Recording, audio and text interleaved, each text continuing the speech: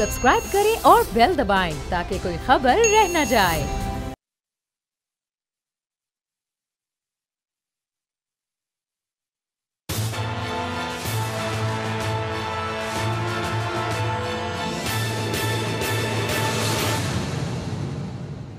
अस्सलामुअलैकुम नाज़रीन, मैं हूं आपका मेज़बान समी इब्राहिम और आप देख रहे हैं प्रोग्राम तज्ज़िया स्पेशल। आज जिस मौजू पर मैं आपसे बात करूंगा नाज़रीन बड़ा अहम है। पाकिस्तान के इदारों को बदनाम करने की किस तरह कोशिश की जा रही है और जो 5th जनरेशन वॉरफेयर हम जिसका ज़िक्र करते हैं उसका किस तरीके से इस्तेमाल किया जा रहा है। आज जो फैक्ट्स मैं आपके सामने रखूँगा आपको अंदाज़ा हो जाएगा कि किस तरह पाकिस्तान की आर्म्ड फोर्सेस, पाकिस्तान के इदारे, पाकिस्तान की अदलिया और वो लोग जो पाकिस्तान की बात करते हैं किस तरह अगर मैं ये कहूँ कि अंडर अटैक हैं तो गलत नहीं होगा।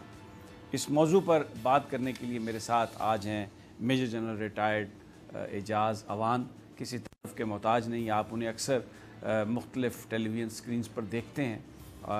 बड़े ज़बरदस्त वो एनालिसिस करते हैं क्योंकि फ़ौज से उनका ताल्लुक़ रहा है तो तमाम वो बारीकियां भी समझते हैं और पॉलिटिक्स के जो नुकात हैं उनको भी समझते हैं। तो हमेशा वो एक जो जवाब देते हैं चीज़ों का, जिस अंदाज़ में एनालाइज़ करते हैं, बहुत सारी चीज़ें क्लियर होती हैं, बड़ा पर्सपेक्टिव क्लियर होता है। तो मैं आज उनके जनरल साहब बहुत बहुत शुक्रिया आपने हमें ज्वाइन किया आज।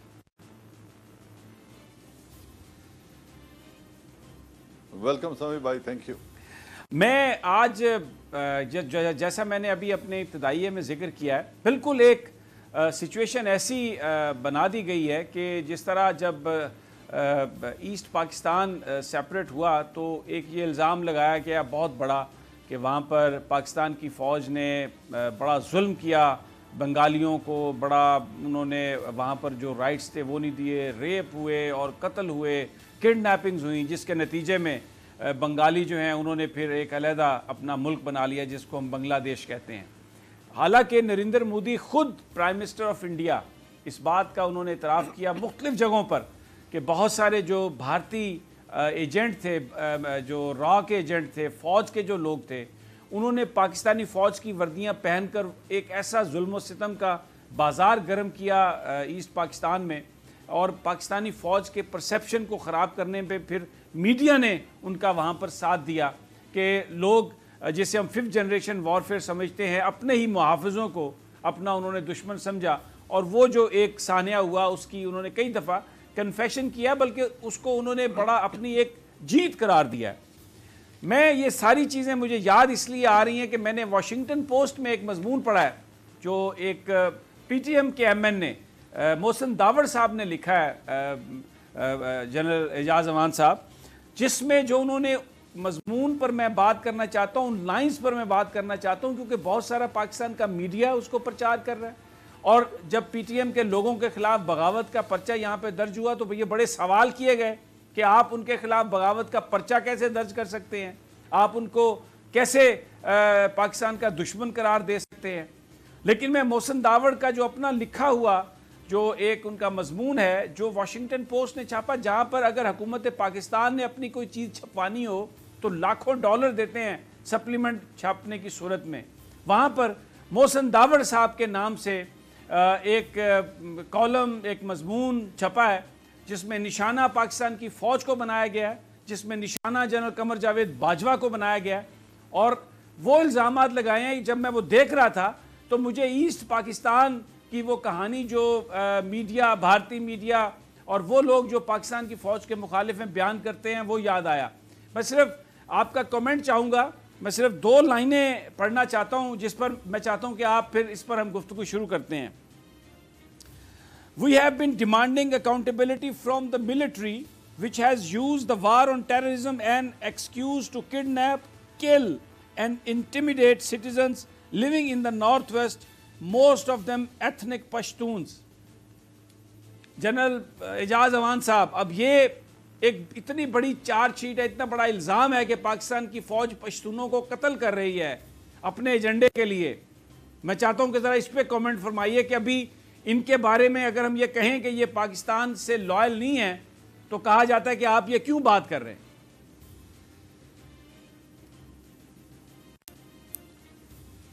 थैंक यू समी भाई। देखिए, मैं इसकी वेरिफिकेशन तो नहीं कर सकता कि क्या वाकई ये मोहसिन दावड़ का लिखा हुआ मजमून है या एक खास नैरेटिव है जो लिखा गया है और उसको इन्होंने ओन कर लिया और इनके नाम पे वो पब्लिश कराया गया है। इसका तो बेहतर ये होगा कि यू गेट हिम ऑनलाइन, तो इसमें मजीद वजाहत भी हो जाएगी। लेकिन ये जो नैरेटिव बयान किया जा रहा है ये कोई नई बात नहीं है। बलूचिस्तान में और फॉर्मर फाटा में, जो अब पाकिस्तान का अल्हम्दुलिल्लाह हिस्सा बन चुका है और मर्ज हो चुका है पाकिस्तान में, या फॉर्मर फाटा में जो सवात के मालाकंड डिवीजन का इलाका था, जिसमें मैंने खुद ऑपरेशन को अल्हम्दुलिल्लाह कमांड किया है, डिवीजन को ऑपरेशन राय रास्त में।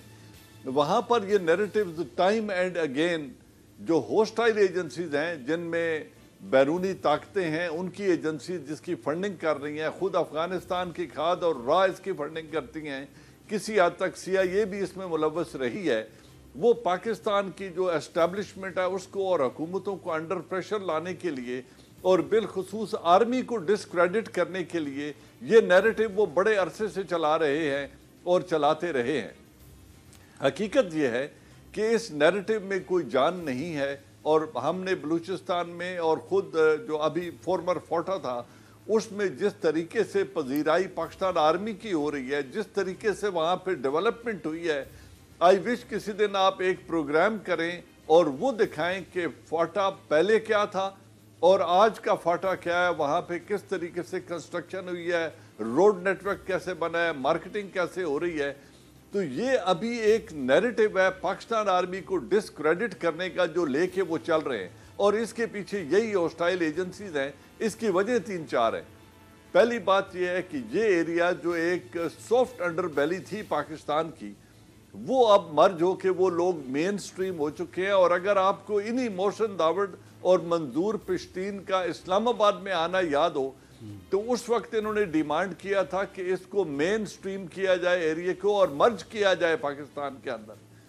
और वहाँ पे अब ये नैरेटिव दूसरा बिल्ड किया जा रहा है।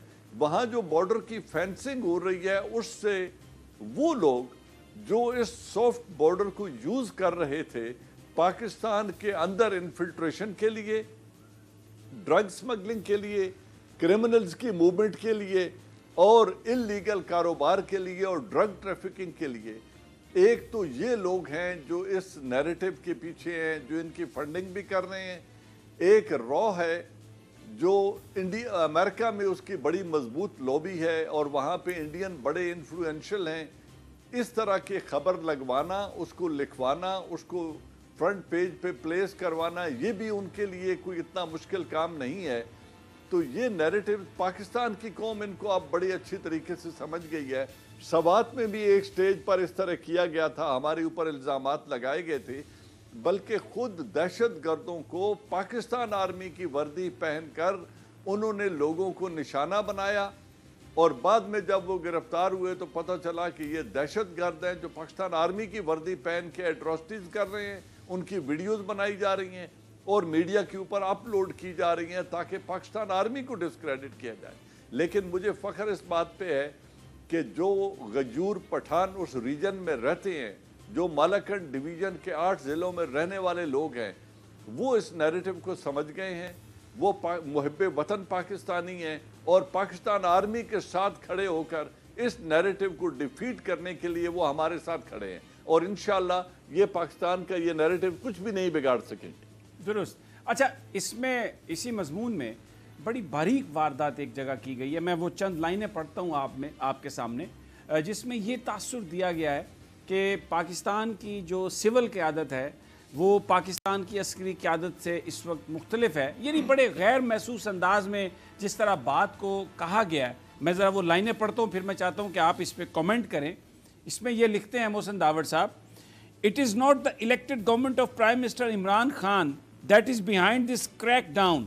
It is the real government of the country, namely the military, all of which raises the question, what are the generals so afraid of? ये एक तासुर देने की कोशिश की गई है कि जो सिविल गवर्नमेंट है वो जो इस वक्त क्रैक डाउन है उससे थोड़ा हटके है, या दूसरे लफ्ज़ों में सिविल और मिलिट्री क़यादत एक पेज पे नहीं है इस हवाले से। जी जनरल साहब।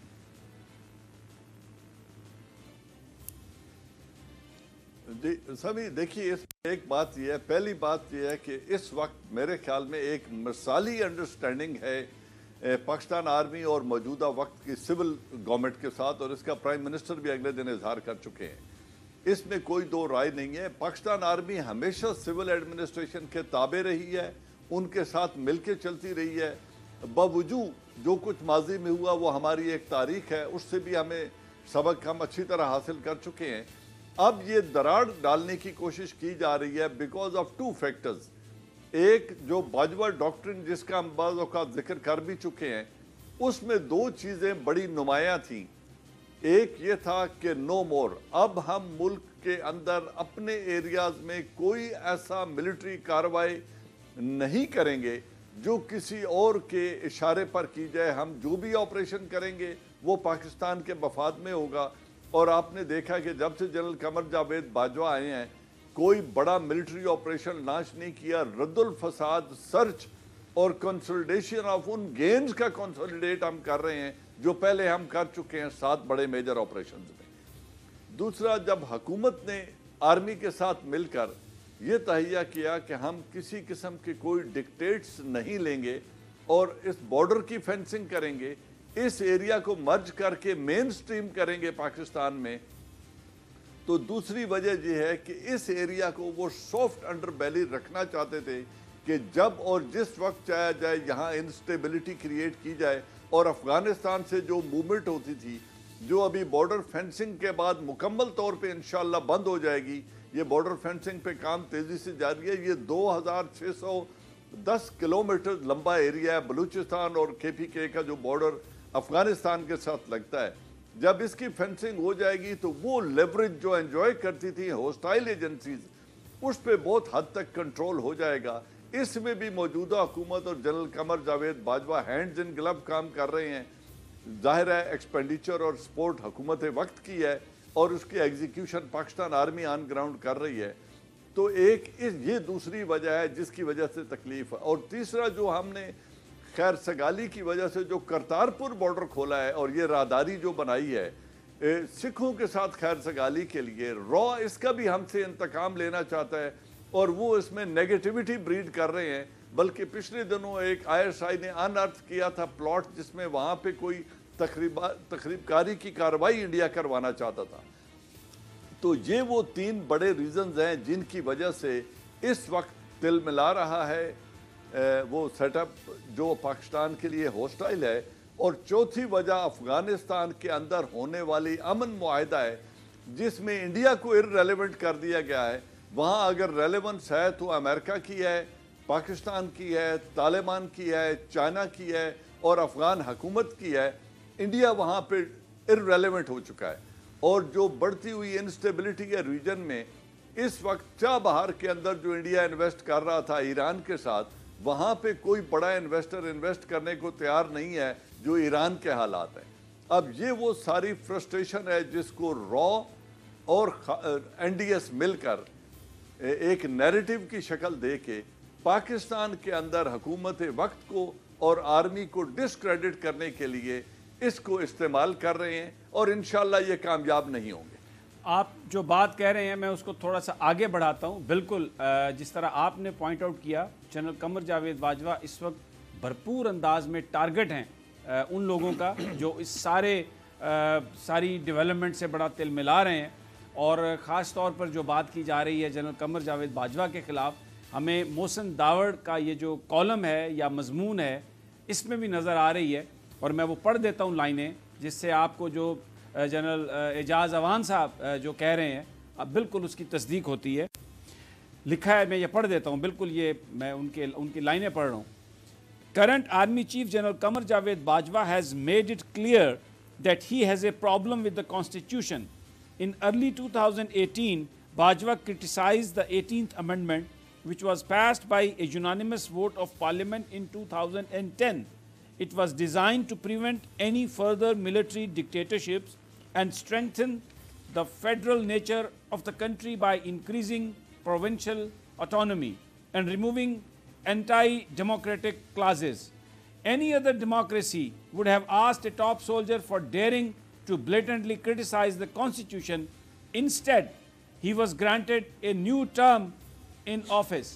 بالکل جو آپ بات کہہ رہے ہیں ٹارگٹ بل نام لے کے پوری طرح پاکستان فوج کے سربراہ جنرل قمر جاوید باجوہ کو ٹارگٹ کیا گیا ہے اور اس میں یہ کہا گیا ہے کہ وہ آئین کو نہیں مانتے اور وہ 18th امینڈمنٹ سے ان کو پرابلم ہے اور یہ سنگین الزامات لگائے ہیں. پاکستان کا آئین یہ کہتا ہے کہ آپ پاکستان آرم فورسز اور پاکستان کی عدلیہ کے خلاف کوئی بات نہیں کر سکتے اور یہاں پر آرمی چیف کے بارے میں یہ کہا جا رہا ہے کہ وہ آئین کی خلاف ورزی کے مرتکب ہو رہے ہیں, وہ آئین کو نہیں مانتے, ان کو آئین سے پرابلم ہے. لیکن لیکن پھر بھی یہ کہا جاتا ہے اعجاز اعوان صاحب, میں اب آپ سے یہ سوال کرتا ہوں, یہ سب کچھ دیکھنے پڑھنے لکھنے سننے کے بعد بھی کیا یہ سوال بنتا ہے کہ جناب آپ کیسے ان کو غدار کہہ سکتے ہیں؟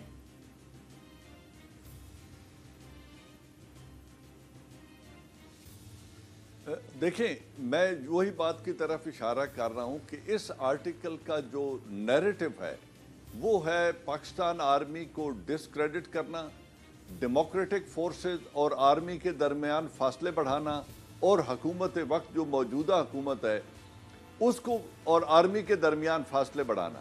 میرے خیال میں جتنا پاکستان آرمی اپنے ماضی سے ایک آؤٹ سے سبق سیکھ چکی ہے اور اعجاز اعوان صاحب میں یہاں پر میں روکوں گا آپ کو, کیونکہ اعوان صاحب میں ایک بریکنگ سٹوری دینا چاہتا ہوں یہاں پر کہ معاون خصوصی پرائم منسٹر نعیم الحق صاحب انتقال کر گئے ہیں. کراچی میں بیمار تھے, ان کو سرطان کا مرض تھا اور ان کی کیمو تھیراپی ہو رہی تھی. چند دن پہلے پرائم منسٹر عمران خان بھی گئے تھے ان کی عیادت کرنے کے لیے اور اب یہ خبر آ رہی ہے کہ وہ انتقال کر گئے ہیں. کراچی میں تھے وہ, پچھلے 2 دنوں سے ان کی طبیعت بہت خراب تھی. پوری دنیا سے تحریک انصاف کے پرانے ساتھی جنہوں نے نعیم الحق صاحب کے ساتھ اور عمران خان صاحب کے ساتھ تحریک انصاف کے سفر کا آغاز کیا تھا, وہ آ رہے تھے ان کی خیریت دریافت کرنے کے لیے.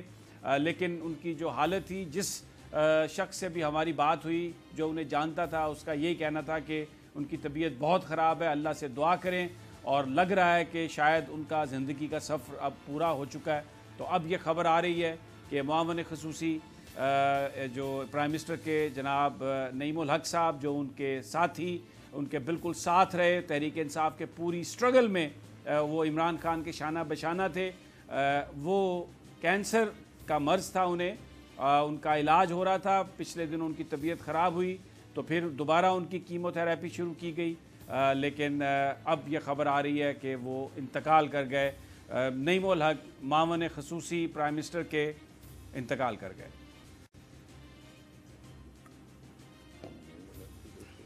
ناظرین, یہاں پر ہم لکھتے ہیں ایک چھوٹا سا وقفہ اور اس کے بعد پھر پروگرام کا آغاز کرتے ہیں.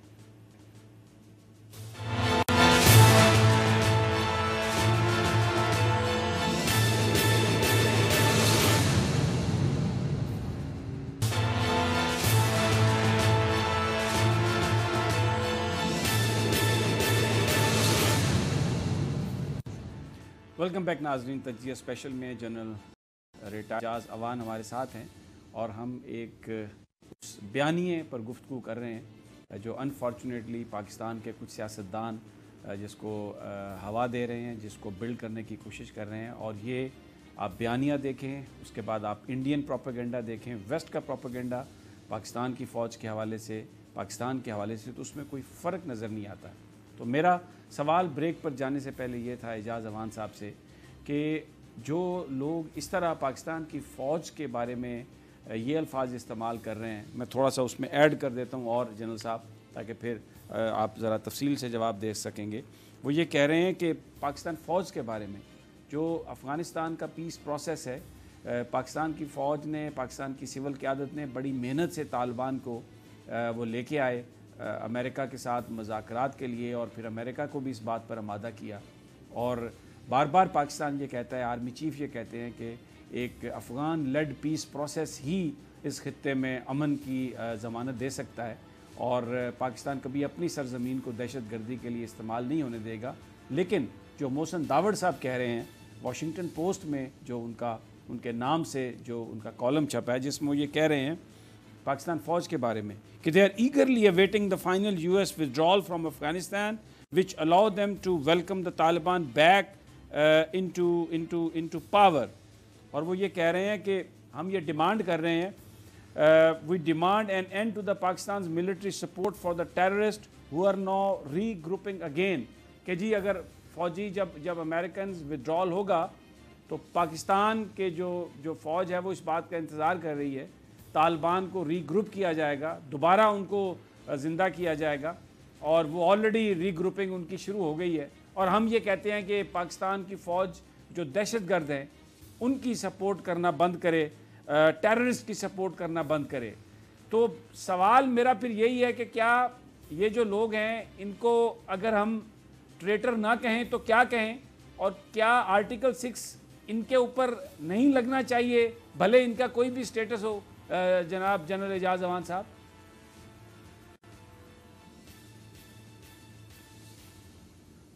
سمی دیکھیے بات یہ ہے کہ یہ جو نیریٹو ہے، پہلے میں اسی کی بات کر رہا تھا کہ اگر طالبان مر گئے ہوتے تو 18 برس تک ریزسٹ کون کر رہا تھا، ان کو زندہ کرنے کی آج کون بات کر رہا ہے کہ ان کو پاکستان آرمی زندہ کر رہی ہے؟ وہ ایک ریالٹی ہے، انہوں نے ریزسٹ کیا ہے، اور آج خود امریکہ کہہ رہا ہے کہ اس معاملے کا سیاسی حل ہوگا، نیگوشیٹڈ سیٹلمنٹ ہوگی، جنگ اس کا حل نہیں ہے. اگر جنگ ہوتی تو آج 18.5 برس میں امریکہ اور نیٹو کی جو سب سے اچھے طریقے سے ایکپڈ فورسز تھیں وہ افغانستان پر حاوی آ چکی ہوتی. ایسا نہیں ہو سکا. اس کو جنرل کیانی نے، اشفاق پرویز کیانی نے بہت پہلے جب میں سروس میں تھا ایک وقت بات کرتے ہوئے یہ کہا تھا کہ امریکہ کی اس وقت ویکنس ہے. ان کی بات ہو رہی تھی ایڈمرل ملن سے. انہوں نے یہ کہا تھا کہ یہ اس وقت جو آپ 3 بڑے کام کر رہے ہیں یہ اس کو ناکامی کی طرف لے جائیں گے. ایک، آپ یہاں کے مذہب اور کلچر کے خلاف جنگ کر رہے ہیں. ایک، آپ یہاں کے جغرافیائی حقیقتوں کو اگنور کر رہے ہیں. اور تیسرا کہ آپ چھوٹے لوگوں، کم تعداد لوگوں کی سزا پوری افغان نیشن کو دے رہے ہیں. تو اگر آپ اس طریقے سے آپریٹ کریں گے تو آپ کو کامیابی ملنی ممکن نہیں ہے. تو آپ ریجنل قوتیں جو ہیں ان کو ہم آہنگ کریں اور مل کر اس کا ایک ریجنل نیگوشیٹڈ سیٹلمنٹ کا راستہ تلاش کریں. اور بالآخر آج اتنے عرصے کے بعد خود امریکہ اس بات کو مان رہا ہے کہ یہ نیگوشیٹڈ سیٹلمنٹ ہوگا. افغان طالبان سے بات کرنی پڑے گی، ان کو وائلنس میں بھی تعاون کرنا پڑے گا کہ وہ وائلنس میں کمی لائیں، اور پھر Afghan led, Afghan owned solution ہی وے فارورڈ ہے. آج ساری دنیا یہی کہہ رہی ہے کہ جو اس وقت کی الیکٹڈ گورنمنٹ ہے، بہت کم ٹرن آؤٹ ہونے کے باوجود تقریباً 19 لاکھ ووٹ ڈالا گیا ہے، اس کے باوجود اشرف غنی صاحب کو 52.37% کی کامیابی افغان الیکشن کمیشن نے ڈکلیئر کر دی ہے اور ان کو لیجیٹیمیٹ پریزیڈنٹ قرار دے دیا ہے. اچھی بات ہے، ہو گیا. اب طالبان بھی اس کو چیلنج نہیں کر رہے اور وہ بیٹھ کر ایک حل تلاش کرنے کی پوزیشن میں ہے. اس میں اگر جس تعاون کو امریکہ سراہ رہا ہے اس تعاون کو، پاکستان کے تعاون کو ہندوستان ہدف تنقید بنا رہا ہے، کیونکہ ہندوستان سمجھتا تھا کہ وہ چند $1 ملین کی انویسٹمنٹ کر کے اس نے ان روڈز بنا دی ہیں اور پاکستان کے بارڈر کو الٹ دیا ہے، اور پاکستان کی آرمی کی توجہ اور مصروفیات صرف ایسٹرن بارڈر کی بجائے ویسٹرن بارڈر پر بھی مبذول کروا دی ہیں، اور پاکستان آرمی کو انہوں نے سٹریچ کر دیا ہے. اب اگر افغانستان میں سیٹلمنٹ ہو جاتی ہے تو جتنی ہماری 1.5 لاکھ کے قریب آرمی ڈپلائیڈ ہے پاک افغان بارڈر اور ان آپریشن کے اوپر، اس سیکیورٹی کے نظام کے اوپر، اس بارڈر فینسنگ کے اوپر جو ہے وہ ساری فوج پاکستان کو اویلیبل ہوگی ایسٹرن بارڈرز کے لیے، جو وہ نہیں چاہتے. اگر بارڈر کی فینسنگ ہو جاتی ہے تو انفلٹریشن بہت حد تک 80-85% تک ہم روکنے میں کامیاب ہو جائیں گے افغانستان سے، جو انڈیا کرنا چاہتا ہے، NDS کرنا چاہتا ہے. اور اشرف غنی چاہتے ہیں کہ یہ جو ریزسٹنس فورسز ہیں جنہوں نے نیٹو فورسز کو اور امریکن لیڈ کولیشن کو ریزسٹ کیا ہے 18 سال، یہ ان کے سبسروینٹ بن جائیں اور الیکشن کے رزلٹ کو تسلیم کر کے ان کے ماتحت ہو جائیں. ویل یہ ایک بڑا کمپلیکیٹڈ پروسیس ہوگا. انٹرا افغان ڈائلاگ اس کی سب سے پیچیدہ صورتحال ہوگی. اور دوسرا اس کی ہوگا مشکل، جو فنڈنگ چاہیے افغان آرمی کو اس کی لوجسٹکس کے لیے، ان کو سسٹیننس کے لیے، ان کو تنخواہیں دینے کے لیے، ان کی گاڑیاں اور پیٹرول اور اس کے ایکسپینڈیچر کے لیے وہ تقریباً $3.5 ارب سالانہ ہے. جب تک یہ دینے کا انتظام نہیں کیا جاتا تو یہ فورس ڈس انٹیگریٹ ہو جائے گی. اس لیے پاکستان آرمی امریکہ کے ساتھ تعاون کر رہی ہے کہ مل بیٹھ کر اس مسئلے کا پولیٹیکل حل تلاش کیا جائے. اشرف غنی کے گورنمنٹ کو وہ تسلیم کر لیں اور ان کے ساتھ مل کر ایک لانگر لاسٹنگ سلوشن تلاش کیا جائے. اب اس کی جو ارریلیونس ہے انڈیا کی اور اشرف غنی کو جو تھریٹ ہے کہ اگر یہ سیٹلمنٹ ہو جاتی ہے تو کہیں 6 ماہ بعد یا 1 سال بعد نئے الیکشن کا مطالبہ نہ ہو جائے، اس ڈر سے وہ چاہتے ہیں کہ کوئی ایسی گارنٹیز انکارپوریٹ کر لی جائیں تاکہ ان کو پورا ٹرم گزارنے کا ایک موقع مل جائے. اچھا اس خدشے کے پیش نظر وہ ہدف تنقید بنا رہے ہیں پاکستان آرمی کو، جو کہ پیورلی ایک نیگیٹو پروپیگنڈا ہے. اب کیا ان کے مقاصد ہو سکتے ہیں؟ عمومی طور پر تو جنرلی بات تو یہ سمجھ میں آ رہی ہے جو آپ نے کہا کہ پاکستان کی فوج پر کرٹیسزم ہو رہا ہے، پاکستان کی فوج کے امیج کو خراب کرنے کی کوشش کی جا رہی ہے. لیکن پرٹیکولرلی جب ٹرمپ آنے والے ہیں انڈیا، اور یہ جو افغان پیس پروسیس ہے اس کے بارے میں کہ یہ ایک حتمی فیز میں چلا گیا ہے اور ایک ایگریمنٹ از ویری لائکلی، تو اس پرٹیکولر موقع پر پاکستان کی پارلیمنٹ کے ایک ممبر کے نام سے وہ بیانیہ انہوں نے چھاپا ہے واشنگٹن پوسٹ میں. اس کے امیڈیٹ آبجیکٹیوز کیا ہو سکتے ہیں؟ کیوں یہ سب کچھ کرنے کی کوشش کی جا رہی ہے؟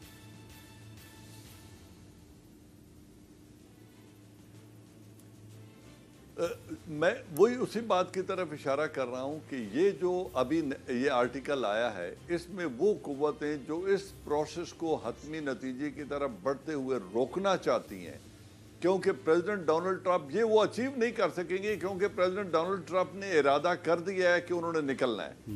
اور جب آپ اپنے کارڈ شو کر دیتے ہیں کسی بھی کامبٹ میں کہ اب جو آکیوپیشن فورسز ہیں انہوں نے واپس جانے کا ارادہ کر لیا ہے، تو اس کا ریورسل بھی بہت مشکل ہو جاتا ہے.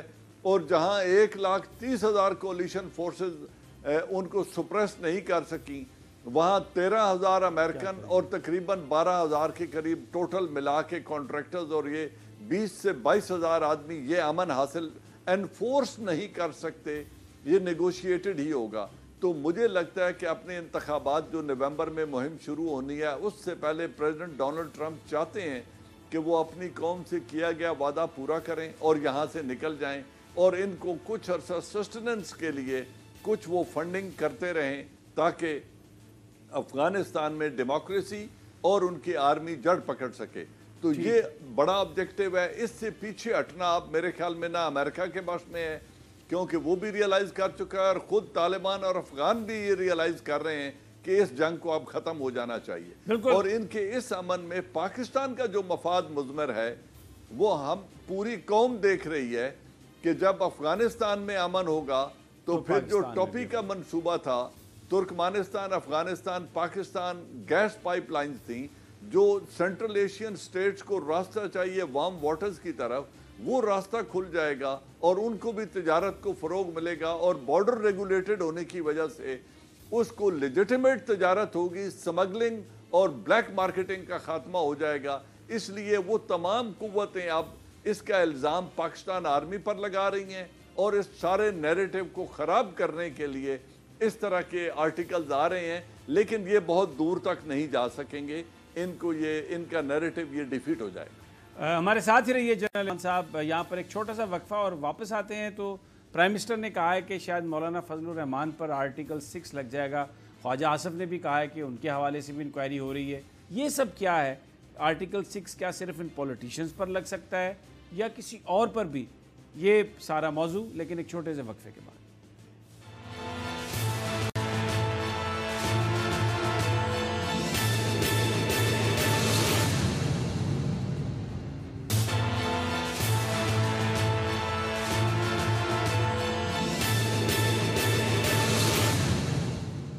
वेलकम बैक नाज़रीन। जनरल रिटायर्ड एजाज अवान हमारे साथ हैं और ख़बरें ये हैं कि प्राइम मिनिस्टर ने ये कहा कि मौलाना फजलुर रहमान के ख़िलाफ़ आर्टिकल 6 लगाया जा सकता है। ख्वाजा आसिफ साहब भी इससे पहले ये कह चुके हैं कि मेरे बारे में काबीना तहकीकात कर रही है कि आर्टिकल 6 मुझ पर लग जाए, और जो बुनियादी तौर पर बताया जा रहा है वो इसलिए कि मौलाना फजलुर रहमान ने धरने के दौरान ये कहा था कि मुझे ये एश्योरेंस दी गई है, मुझे ये गारंटी दी गई है कि 3 महीने के अंदर अंदर ये गवर्नमेंट ख़त्म हो जाएगी, नए इंतखाबात होंगे। तो इन पर इल्ज़ाम ये है कि वो हुकूमत का ख़ात्मा चाहते थे और उसके लिए साजिश कर रहे थे जो कि गैर कानूनी और गैर आइनी थी। एजाज अवान साहब, सवाल लोग ये करते हैं कि ये फिर जो तहकीकात हैं ये कोई सिर्फ मौलाना फजलुर रहमान के ख़िलाफ़ तो नहीं हो रही, फिर तो ये जानने की कोशिश की जा रही है कि इनको किसने गारंटी दी। ये जो गुफ्तगू वो करते थे कि जी बस हमें ये यकीन दिला दिया गया है, तो वो ये तो कोई इससे बड़ी बात लग रही है। ये जो इन्वेस्टिगेशन है ये कोई सिर्फ मौलाना फजलुर रहमान की तो नहीं होगी, क्या कहते हैं आप?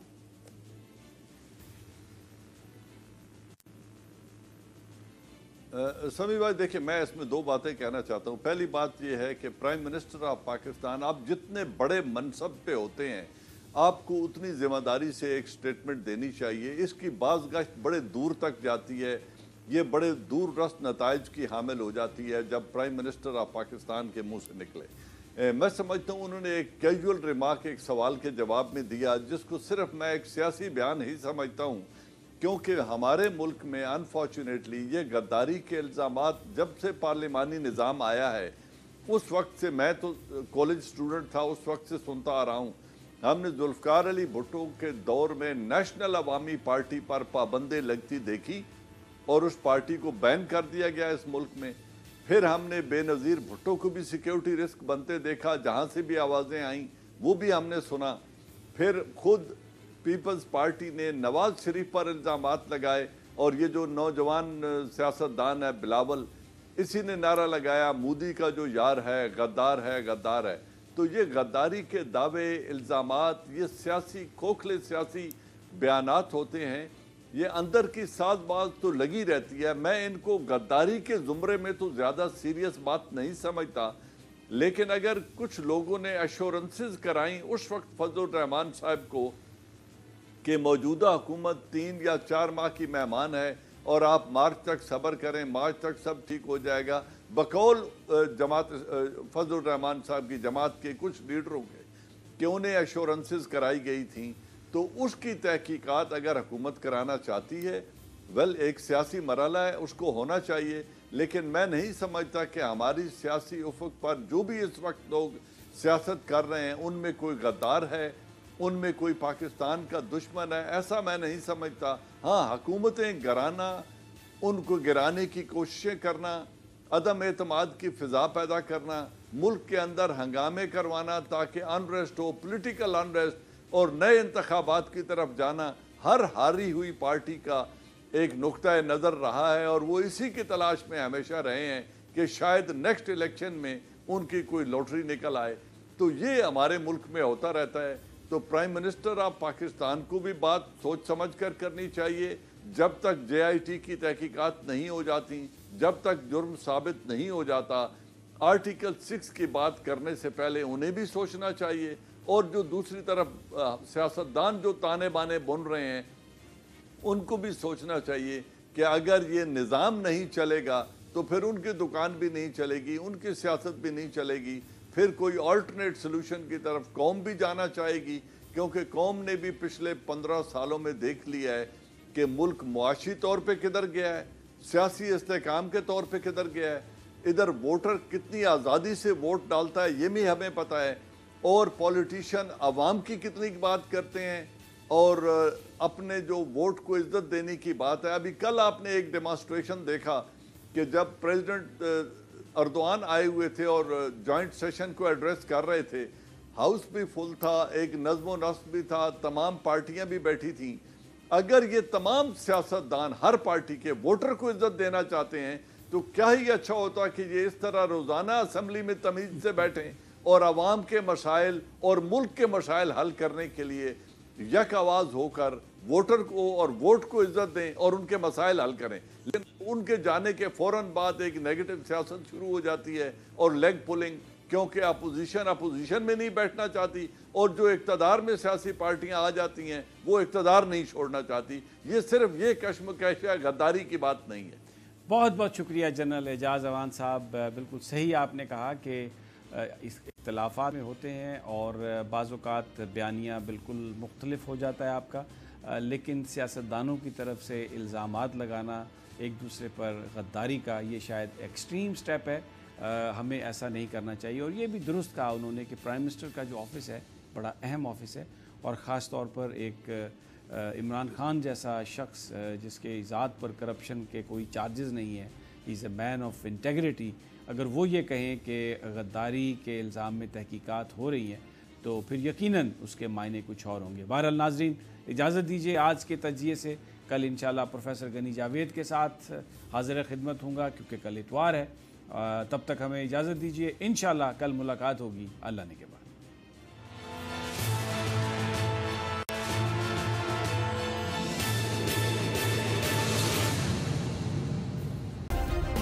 سبسکرائب کریں اور بیل دبائیں تاکہ کوئی خبر رہ نہ جائے۔